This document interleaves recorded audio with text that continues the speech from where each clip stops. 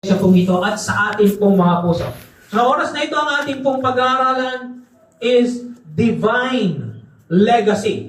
Pakisabi nga po natin, Divine Legacy. Divine legacy. Amen. So, unang slide po natin, nabasa na po natin yung ating pong text kanina.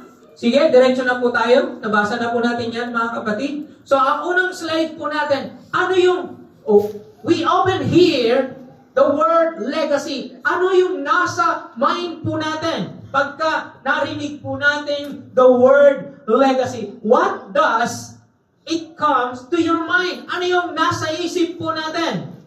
Una, about inheritance. Pwede natin sabihin, inheritance. Second is treasure.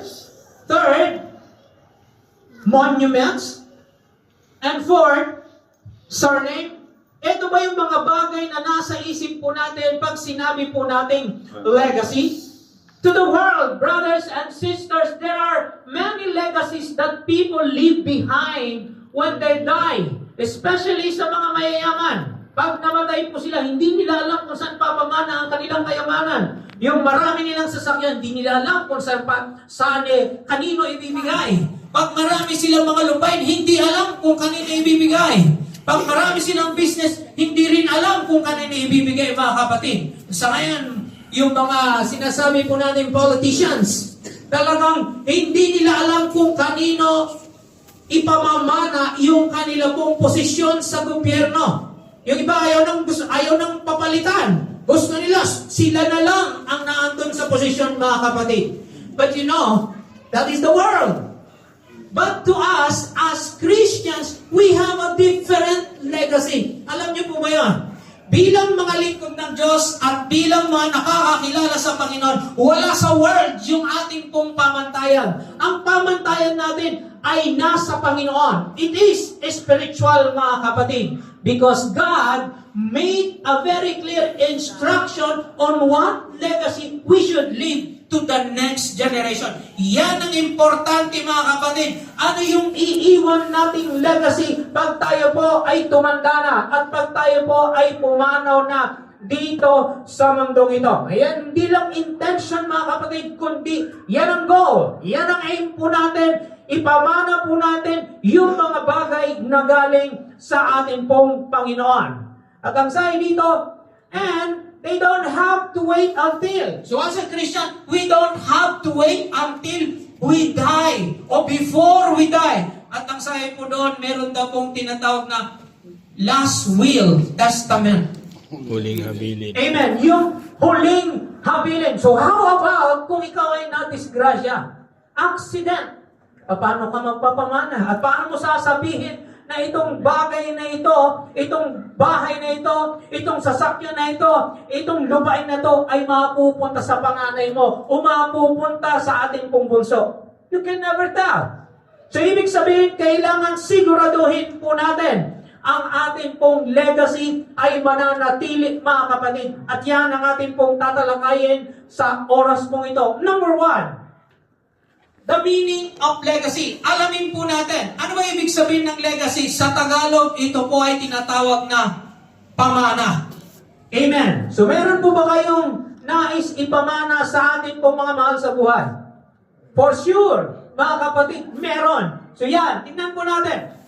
A legacy is what we pass on to the next generation. You and me, brothers and sisters, ay kailangang tumayo sa katotohanan para ipamana yung mga bagay na matuwid sa harap ng ating pong mga mahal sa buhay. At i-continue po natin ang nasimulan ng ating pong church at nasimulan ng ating pong pastor. Amen. So, first is, unang-una sa lahat, kung meron tayong ipamamana, walang iba kundi ang pananampalataya. Amen. Pwede ka magpamana ng mga bagay na material things, but make it sure as a Christian, a parent Christian should do these things. Amen. Anong gusto mo ipamana? Yung pananampalataya. Dahil ang pananampalataya, mga kapatid, yan ang ugat ng isang Kristiyano. Pag wala ka nito, darating yung time na ikaw ay mapapagod, mga kapatid. Darating yung time na ikaw ay lalabas sa church. Subalit pag meron kang pananampalataya, magkakaroon ka ng ugat.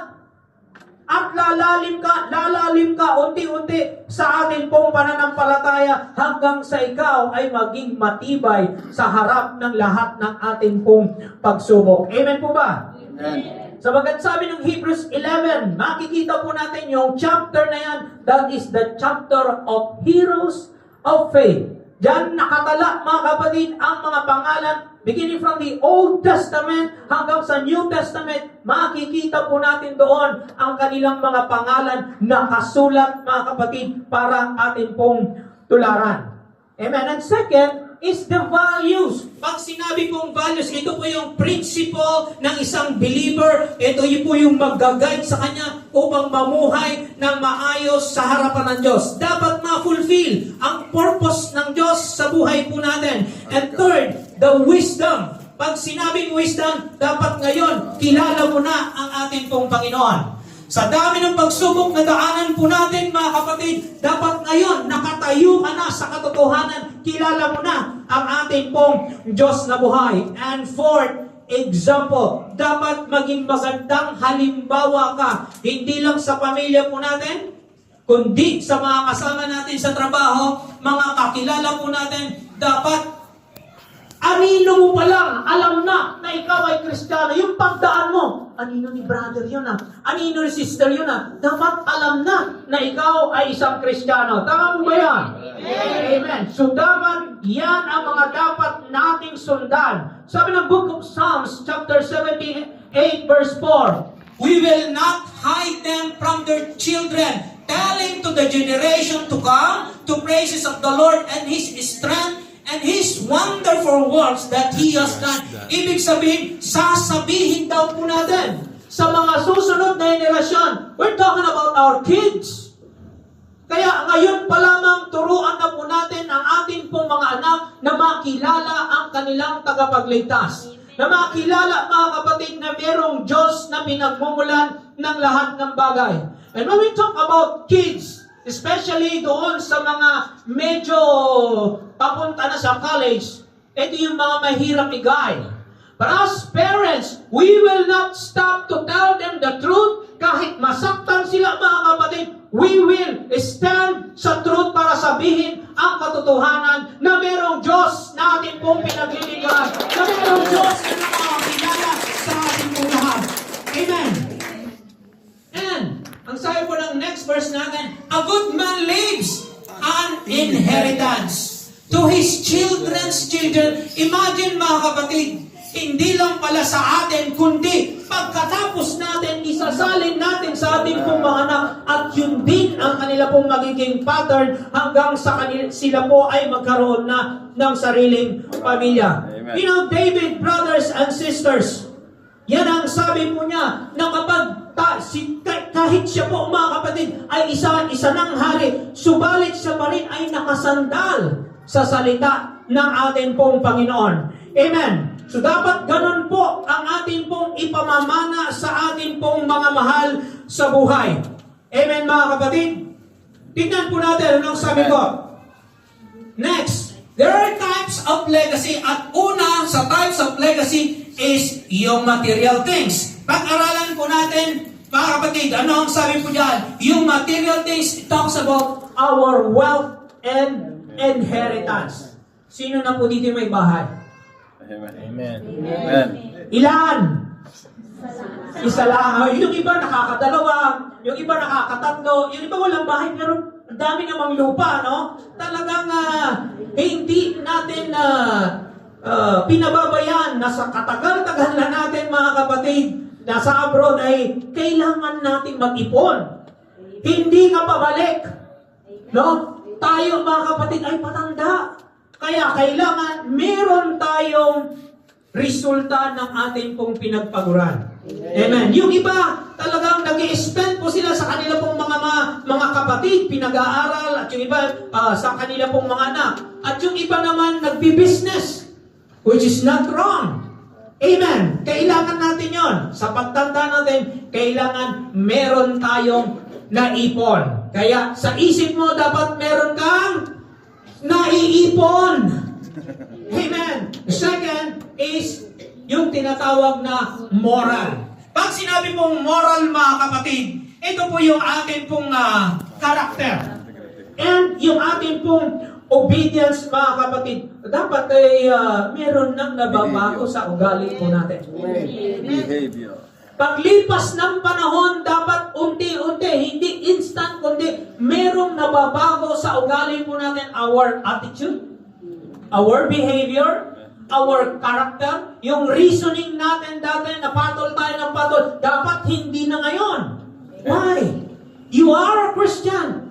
At nag-iimpok ka ng mga bagay na dapat mong ipamana sa ating pong mga mahal sa buhay. At kailangan po natin yan, mga kapatid. Amen.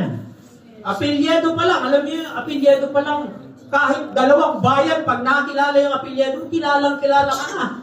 Amen. So kailangan na andon, mga kapatid, yung ating pong integrity. Kasama po yan, mga kapatid, yung integrity po natin. Alam niyo sa probinsya, pag sinabi yung apelyedo mo, alam kung nasaan ang parents mo. Amen. Amen. Amen. Kilala ka.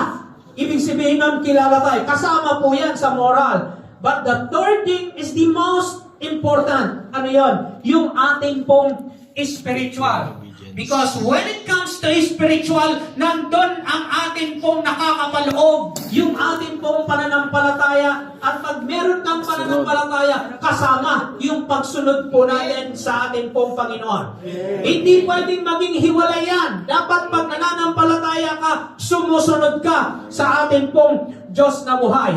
Amen, mga kapatid? Amen. Amen po ba? Amen. Pagkasakan po muna natin ating pong Diyos. Amen.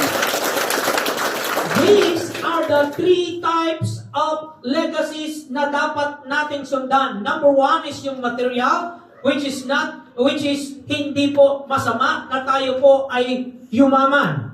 Amen. Amen. Hindi masama as long na ito po ay kalooban ng ating pong Panginoon, nagkakaroon ka ng everything, subalit nakakasunod ka sa ating pong Diyos na buhay. And the second is the moral. Dapat yung karakter mo bago na. And the most important is the spiritual. Now, what is the importance of legacy? Yan ngayon ang katanungan po natin. Dapat kung meron kang material things, meron kang moral, and meron kang spiritual, what is the importance of this legacy na pwede mong ipamana sa ating pong mga mahal sa buhay? First slide is that, sabi po dito, legacy shapes future generation. Naniniwala ko, mga kapatid, na sa pamamagitan po natin, mapapakalat po natin ang salita ng ating pong Panginoon. Amen. Sa pamamagitan po natin, may spread po natin ang salvation ng ating pong kaluluwa sa ibang tao. Amen. Amen. Dahil, as parents, mga kapatid, one of our responsibility, as Christian, is one of our responsibility is to spread the word of God. Amen. So, I know it's not easy to share. It's not easy, lalong-lalo na sa ating pong mga mahal sa buhay. Sometimes our parents will reject us. Amen. Sometimes our kids reject us. But, kailangan natin gawin. Kailangan natin spread ang salita ng Diyos dahil yun ang tama natin gawin, mga kapatid. Amen. Bakit? Bakit sinabing legacy shapes future generation? Ano ang sabi po ng verse po natin? Exodus chapter 20, verse 6. This is the chapter, mga kapatid, na sinabi ng ating pong Panginoon kay Moses, the 10 Commandments of God. Ang sabi po dito, verse 6, but showing faithfulness, love to thousands generation of those who love me and keep my commandments. Ibig sabihin, mga kapatid, ini-extend ng Diyos yung blessing saan? Sa ating pong generation. Imagine that in the Old Testament, hanggang sa generation po natin, ganun ka-faithful ang ating pong Panginoon. Amen. Wala ka na sa church, pero meron pa rin umaabot po sa atin. Amen. Ayaw mo nang pumunta sa church, pero makaka-receive ka pa rin ng text para imbitahan ka na dumalo sa gawain ng Lord. Amen. Meron kang sakit, pero nakita mo, nandiyon pa rin ang kamay ng ating pong umaabot po sa atin. Ganyan po ka-faithful ang ating pong Panginoon. Amen. Amen. Kaya huwag nating baliwalain yung sinasabing blessing ng ating pong Diyos na buhay sa bawat isa po sa atin, mga kapatid. Amen. Amen. Because in the Old Testament and New Testament, hindi lang sa Old Testament sinabi yung bagay na hanggang sa generation po natin. Ito pong basahin po natin verse, 2 Timothy 1:5, I remember your genuine faith, for you share the faith that first filled your grandmother Lois and your mother Eunice. And I know that same faith continues strong in you. Ito po, mga kapatid, ay tinuruan po ni Pablo at ang pangalan niya ay sino? Si Timoteo. Kilala daw ni Pablo si Timothy na ang kanyang faith ay galing sa kanyang grandmother. Galing sa kanyang nanay at ngayon ay na kay Timoteo na. Kaya hindi mo alam kung paano tatawagin ng ating pong Panginoon. Ang kailangan mo lang ay open mo ang iyong heart para makita mo ang purpose ng ating Lord. I do not know, nagagamitin ako ng Panginoon na mag-preach ng kanyang mga salita. Nandun lang ako sa probinsya, mga kapatid, nagliliwaliw. Pero dumating yung time, natatawagin pala tayo one by one ng ating pong Panginoon. May isa sa atin magiging teacher, may isa sa atin magiging evangelist, may iba sa atin ay magiging preacher and pastor. We do not know. Because that is the grand plan of God sa ating pong lahat. Amen. Kaya palakpakan mo ang ating pong Panginoon.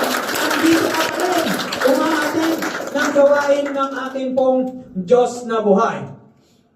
In the book of Exodus, yung binasa po natin kanina, mga kapatid, ito po ay isang salita galing sa isang lingkod ng ating Diyos na buhay. Walang iba kundi si Moses. Ang ipinasa ito pong law na ito sa mga apostles and disciples at nakarating po sa atin. Kanya naman, mga kapatid, ganito na po tayo, ganito na yung buhay po natin at pinagpapatuloy po natin sa biyaya ng ating pong Diyos na buhay.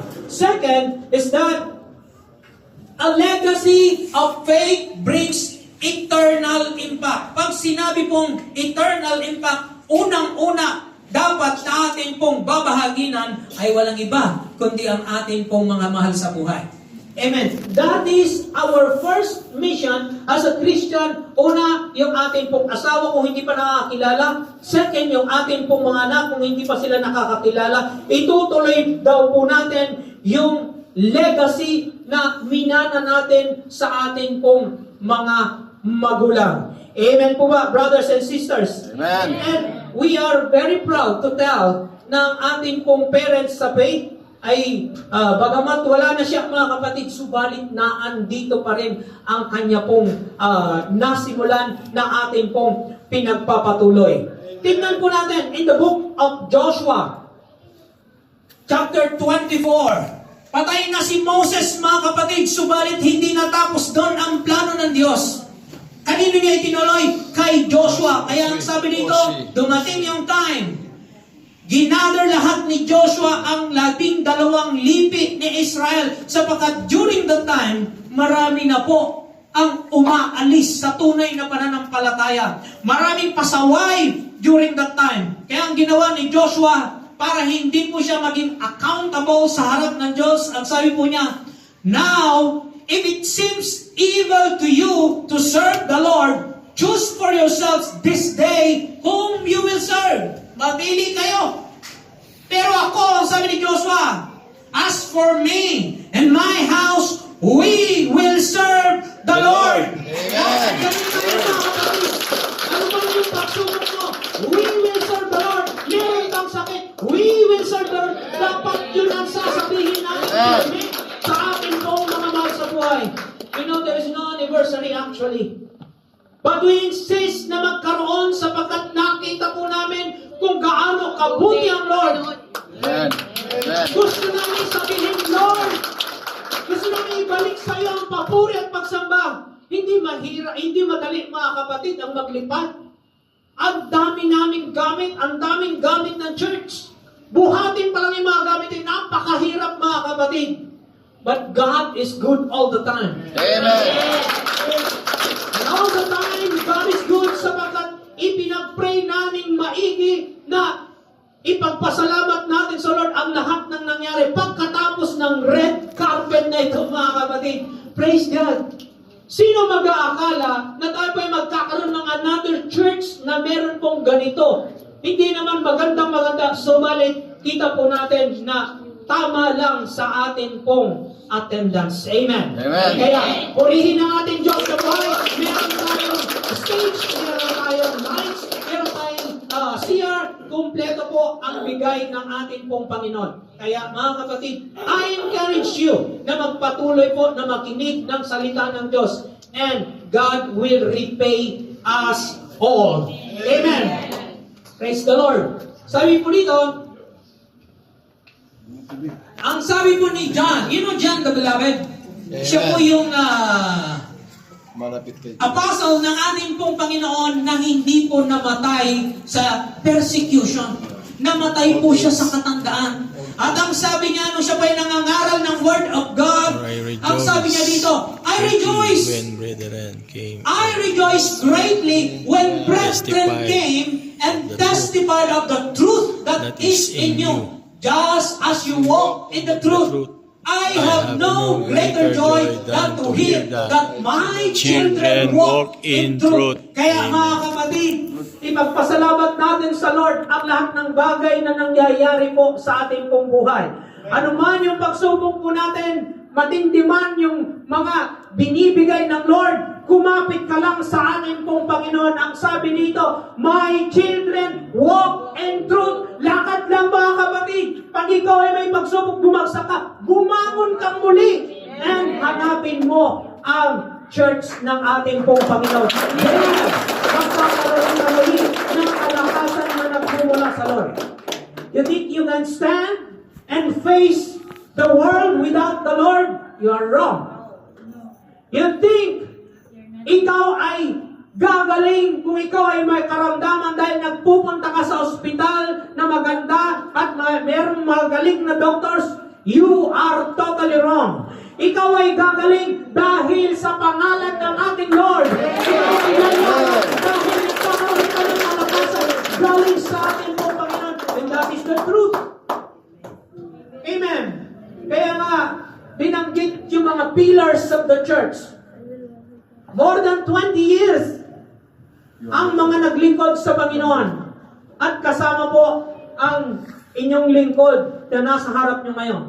Until now, I feel the presence of God. Amen. Until now, masaya pa rin akong naglilingkod sa ating pong Panginoon.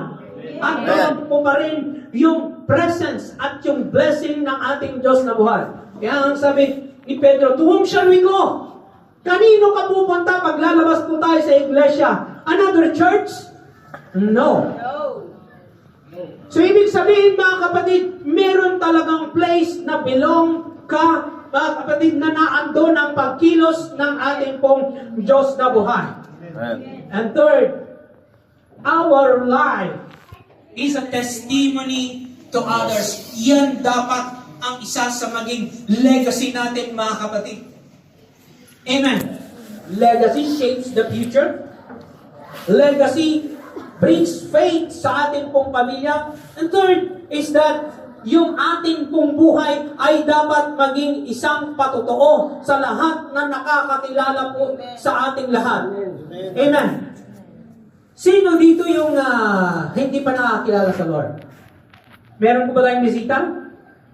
Ayan. So, I request brothers and sisters, sa pangalan ng ating pong Panginoon, ay makilala at matanggap natin ang ating pong tagapagligtas.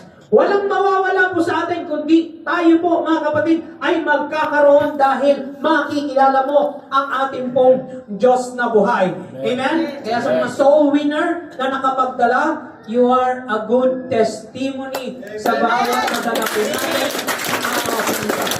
Alabahan mo yan dahil bigayan ng ating pong Panginoon sa bawat isa po sa atin.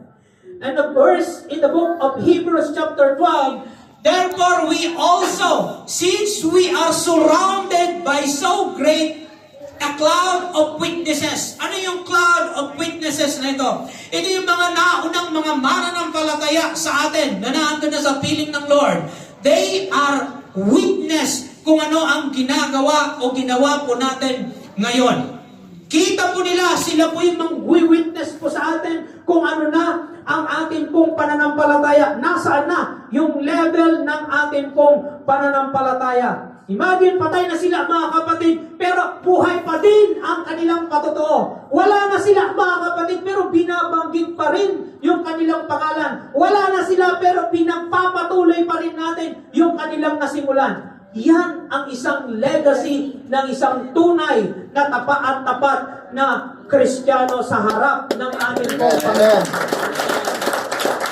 Isa ka dapat sa magiging witness sa harap ng ating pong Panginoon.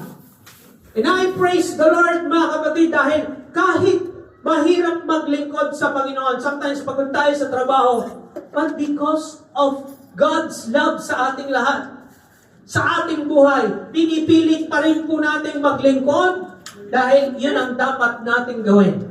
And one of the purpose of this anniversary, sabi natin kanina, is that para sabihin sa harap ng ating pong Panginoon na sa kabila ng pagsubok po natin, nandito tayo, bagong church, bagong lights, bago lahat mga kapatid. At medyo umiinit, no?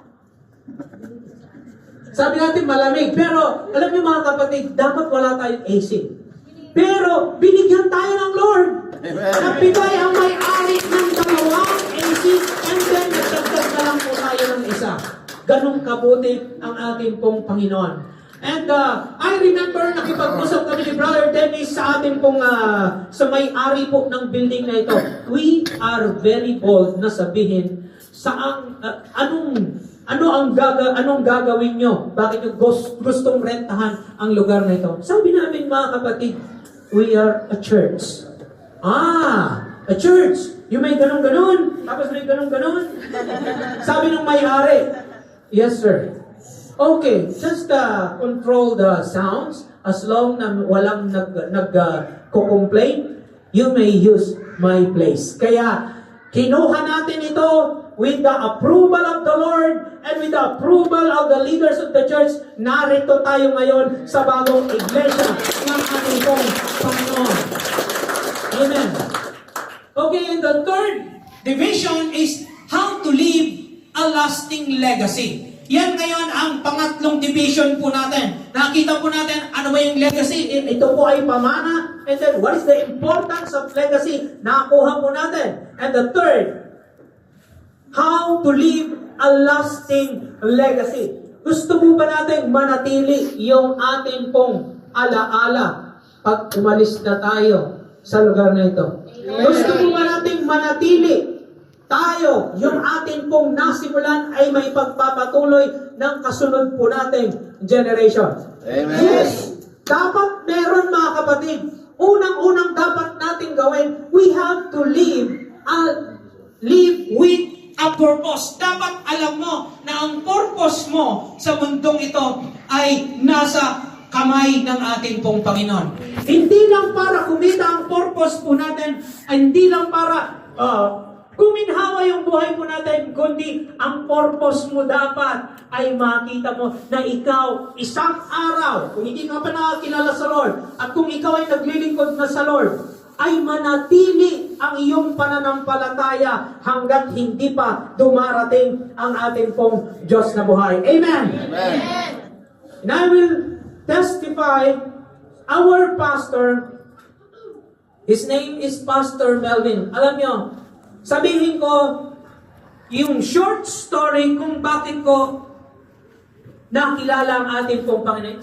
It's about our pastor. During that time, nakatira ako sa Jilib, It was year 2000. Nakakita ko ang lingkod na ito na nangangaral ng Word of God alone. Siya yung susundo. Siya yung magpipray, siya yung gigitara, siya yung magpipreach, siya rin yung maghahatid. At nung nakita ko mga kapatid, what kind of person is this? At nasabi ko sa sarili ko, dahil nung una pa man mga kapatid, ay meron na akong takot sa Panginoon. It's just a matter of time na meron talagang nakatalagang panahon para tawagin ako at maglingkod sa ating pong Diyos na buwan. That was year 2001 na ako po ay maglingkod sa ating pong Panginoon. Sabi ko, Pastor, ako na ang susundo. Mangaral ka na lang ng Word of God. Pagod ka na. Ako naman ang susundo. Ako maghahatid, ako magsusundo. Stay ka lang dyan at ikaw ay mangaral ng salita ng Diyos. At yun mga kapatid, doon nagsimula ang aking journey. At utang na loob ko yan sa ating mahal na pastor. Kaya, alam ko, nasa panan na siya ng ating Diyos. Subalit, my mentor will remain in my heart. At ipagpapatuloy ko yung bagay na kanyang nasimulan. Dapat tayong lahat mga kapatid, alam natin ang ating pong purpose. So, hindi tayo pastor, hindi tayo teacher, but you have to live with the purpose of God sa buhay po natin. This man is a man of God. And I will tell you boldly na kanyang buhay ay naging patotoo personally sa akin at sa akin pong may bahay. Kaya naman mga kapatid, walang sayang na salita o gawa sa taong ito dahil nakita ko ang kanya pong paglilingkod. Now, brothers and sisters, huwag tayong tumingin sa tao. Tumingin tayo sa Panginoon. Amen. Amen. Dahil kung nakatingin po tayo sa tao, matitisod po tayong lahat. Amen. I said that because I saw a man na nagbigay ng kanyang buhay, iniwan ang kanyang career dito sa Kuwait, 1997 hanggang 2021 siya po ay umuwi na naglilingkod sa Lord. At hanggang doon pinagpatuloy niya yung kanyang natutunan sa Panginoon. And we will continue that as a legacy, mga kapatid, ng bilang mga mananampalataya. Amen? Amen. In the book of Matthew, sabi dito, let your light so shine before men. Yang ilaw mo, mga kapatid, ay dapat mag-ilaw sa ating pong pamilya, mag-ilaw sa ating pong flats, mag-ilaw sa bawat mga kasama natin sa trabaho. And I praise God dahil may bago akong trabaho and I pray for it. Ang sabi ko sa Lord, Lord, kung ililipat mo ako ng trabaho, alam nyo, natanggal po ako sa aking kumpanyang pinagtrabaho for 23 years. And I said, Lord, kung gagamitin mo pa ako, bigyan mo ako ng bagong trabaho. And praise the Lord, meron na akong bagong trabaho ulit. Kaya magpapatuloy po tayo na maglilingkod sa ating Panginoon. If you are faithful, God will be faithful sa ating lahat. Amen. Let your light shine before Him. Ibig sabihin, kung ang light mo ngayon ay mahina na, dagdagan mo! Yun ang solusyon mga kapatid. Pumunta ka dun sa maraming ilaw ng mga kapatid mo sa pananampalataya para sumiklab, para lumawak yung ilaw mo at makita habang naglalakad ka. That is a brother. That's why even my new company, I said, Lord, use me as a blessing sa bago kong kumpanya upang makita, maitaas ang pangalan mo. At ganun ang mindset po natin. Dahil sa bawat naglilingkod sa Lord, dapat ito ang sinasabi po natin. Ano ang sabi ng Colossians chapter 3 verse 23? And whatever you do, Do it. heartily, Trust the Lord galing daw and sa not to heart po man. natin. Ask the Lord, not to a man. Huwag mong gawin yan. Dapat pag kumikilos ka, ang iniisip mo, nakatingin ng Lord. Amen. Ginagawa mo yun dahil merong nakakakita sa atin in secret place. Amen. Hindi man nakikita ng katrabaho po natin, supervisor po natin, manager po natin, pero nakikita nung nasa taas. Kita ng Lord dahil nasa taas na siya. And He is the Lord Jesus Christ. Walang matatago sa Kanya mga kapatid. Lahat lantad. Kaya sa lahat ng kulang sa ilaw, sa lahat ng kulang sa pananampalataya, dagdagan mo ang faith na yan. Ilapit mo ang Lord. At ilapit mo ang sarili mo sa Lord. Bitbitin mo yung paa mo pag mahirap bitbitin. Ilakad mo. Humingi ka ng tulong mga kapatid at tutulungan ka ng ating pong Diyos. Amen, brothers and sisters? Second is we have to invest in others. Again, brothers and sisters, the man I know is my mentor. Invest in others. Wala siyang tinitignan. Either ikaw ay mataas, ikaw ay mababa, hindi maganda yung pinagtatrabaho mo, maganda yung pinagtatrabahoan mo. Ang tingin niya sa lahat, pantay-pantay. Amen. At yun yung nakita po namin as leaders. Ito ang leader na totoo. Amen. Hindi niya kinikilingan kung sino yung mayaman, sino yung mahirap, sino yung mahina. Sa kanya, lahat lingkod ng Diyos. Amen. Amen. Kaya naman, brothers and sisters, He invests His life and effort para gawin ang nararapat sa harap ng ating pong Diyos na buhay. And I know, tinanggap na niya yung reward dahil siya po ay nasa paanan na ng ating pong Panginoon. That is the love of our pastor to all the leaders, to all workers, and to the church itself. At kung siya ay kasama po namin mga kapatid, imagine, every Friday may meeting kami. Umuuwi kami, nagsisimula ang meeting kami, 10 o'clock in the evening. Uuwi kami, 12 o'clock, 1 o'clock. That is every Friday. Subalit, nagbunga ang lahat ng kanyang pagpapagal. Because he invests, nakita niya sa heart niya mga kapatid, this is the right thing to do. And after he left, nakita po namin, this is the legacy that we need to continue para ang church ay lumago, para ang church ay tumibay, para ang church ay magpatuloy pa rin. Amen. Proverbs chapter 22 verse 6, train up a child.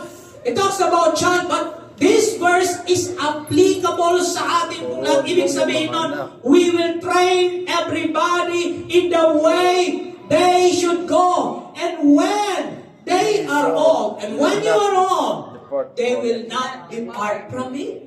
Amen. Amen. Sometimes, masakit yung salita ng Diyos. But, it is the truth.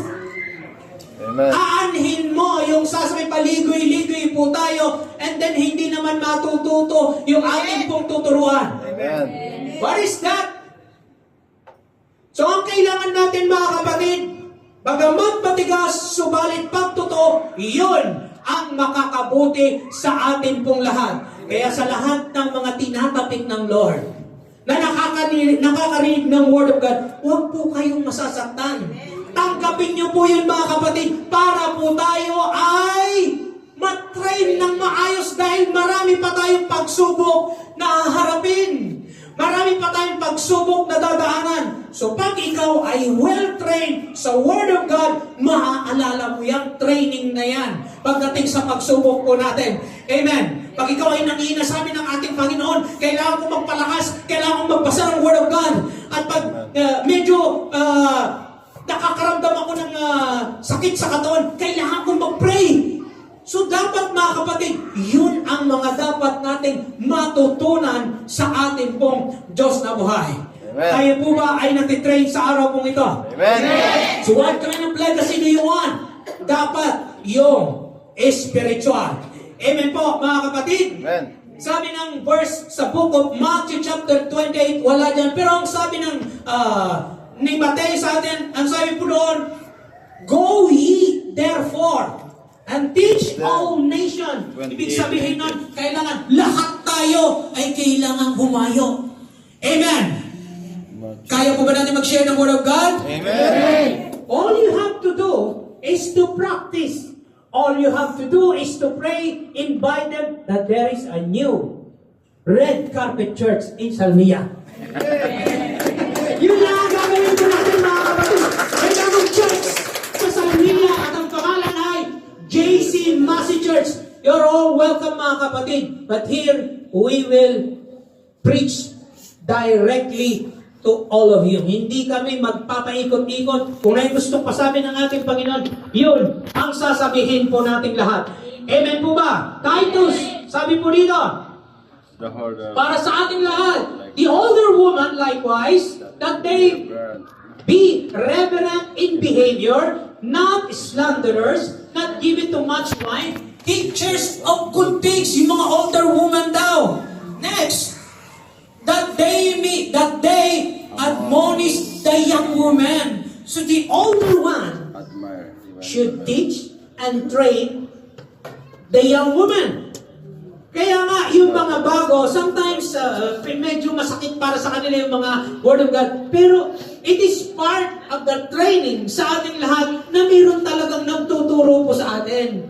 Amen. Verse 5, ang sabi ganon, para ano?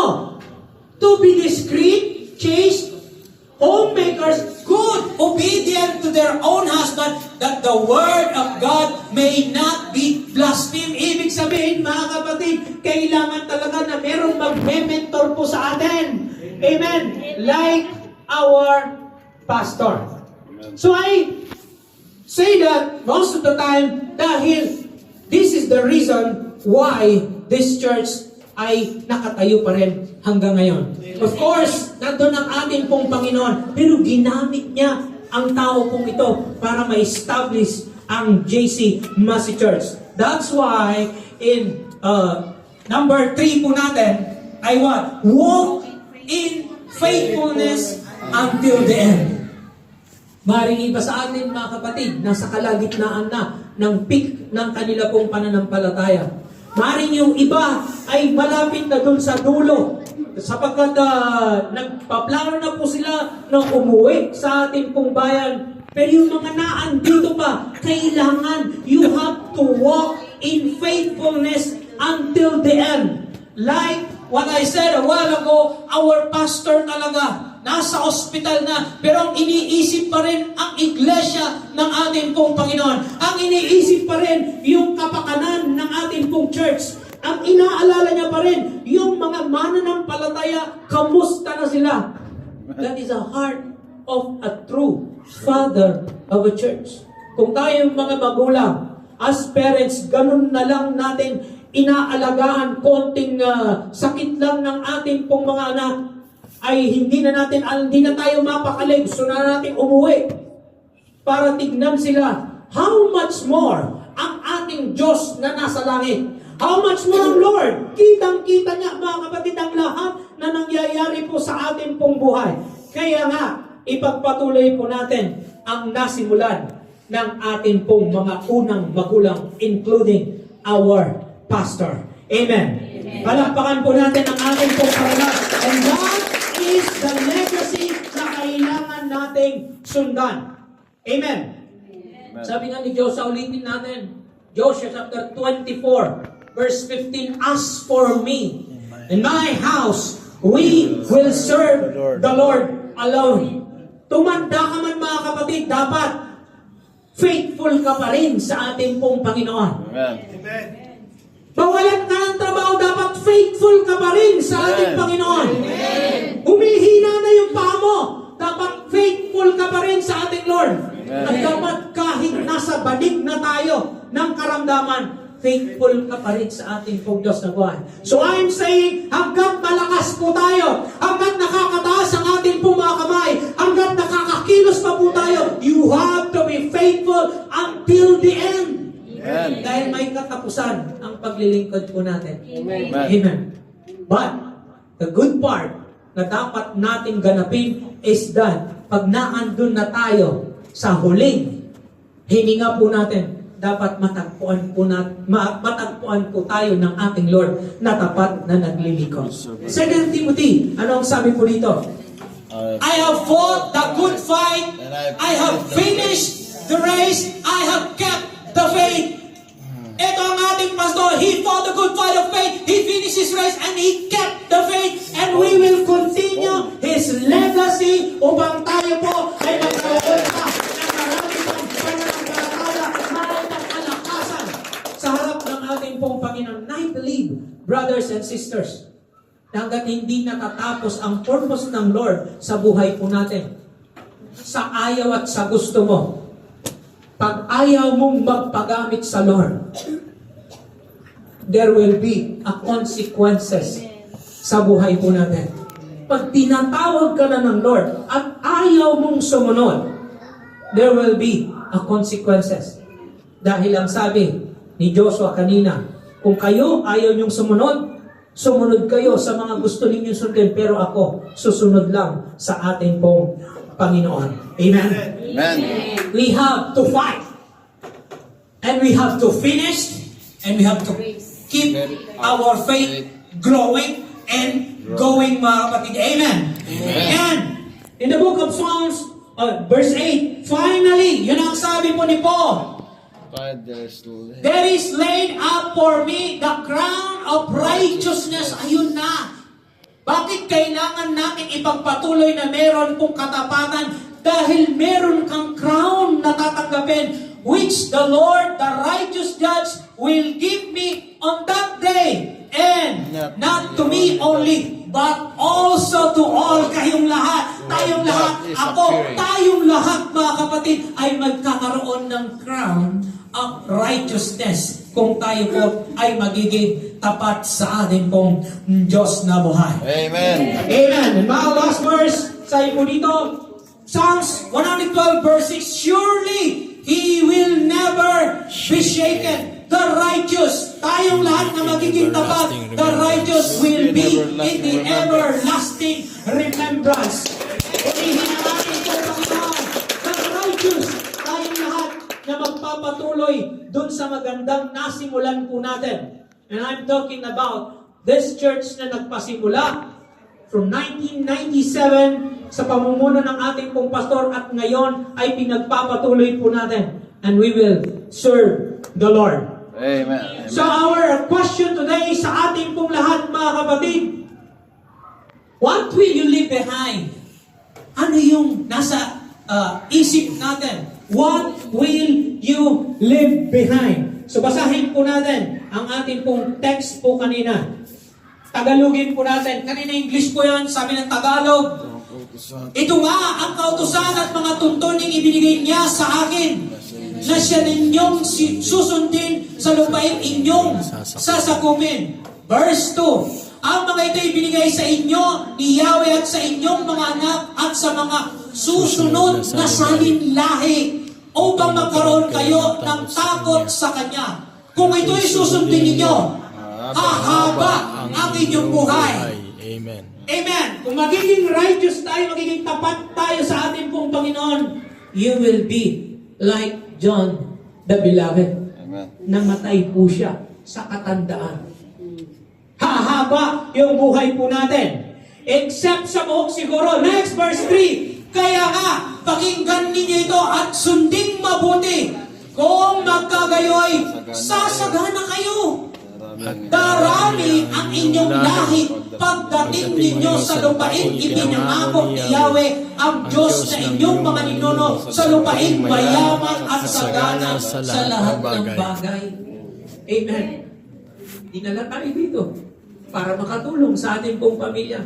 It is our turn para ibalik ang papuri sa ating pong Diyos na buhay. Verse 4, pakinggan mo, O Israel, O hear, O Israel, the Lord our God is one.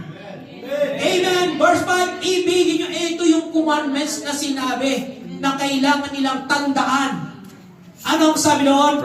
Ibigin mo si Yahweh na iyong Diyos ng buong puso. Ibigin mo si Yahweh ng buong kaluluwa. Ibigin mo si Yahweh ng buong lakas. Itanim ninyo sa inyong puso. Dapat magkaroon daw tayo ng pagkatakot sa ating pong Panginoon. Ang mga utos niya ay itanim ninyo sa inyong puso. And verse 7, ituro ninyo ito sa inyong mga anak. Ang sabi, mga kapatid, pag-aralan ninyo ito sa inyong tahanan. Ayan, nasa tahanan tayo ng Lord. Pag-aralan sa inyong tahanan, sa inyong paglalakbay, saan man kayo pumunta, hindi dapat tumigil ang salita ng Panginoon. At sa inyong pagtulog sa gabi, read the Word of God. At sa inyong pagbangon sa umaga, read the Word of God. Yan mga kapatid, ang dapat natin ipagpatuloy at dapat nating sundin upang humaba, upang sumagana po tayo at upang matanggap po natin ang biyaya ng ating pong Panginoon. Kung ikaw ay matuwid mga kapatid, dapat lumalaban ka. Amen. Kung gusto mong magpatuloy, dapat naandun, lumalaban ka. Dapat lumalakad ka sa katotohanan ng mga kapatid, nagpapatuloy at doon magtatagumpay po tayong lahat. Again, yung question po natin kanina, what you will leave behind and what kind of legacy are you building today? And what legacy are we leaving behind us? Eto yun mga kapatid, you have to commit to living a legacy of faith, a legacy of love, and righteousness for the next generation. Yan ang pamana po natin sa mga makikilala natin mga bagong kaluluwa na dadalhin po natin sa iglesia ng ating pong Diyos na buhay. Amen mga kapatid. Palakpakan po natin ang ating pong Panginoon. I know it's a very short message, but still, the Word of God is there, and that is our title today, Divine Legacy.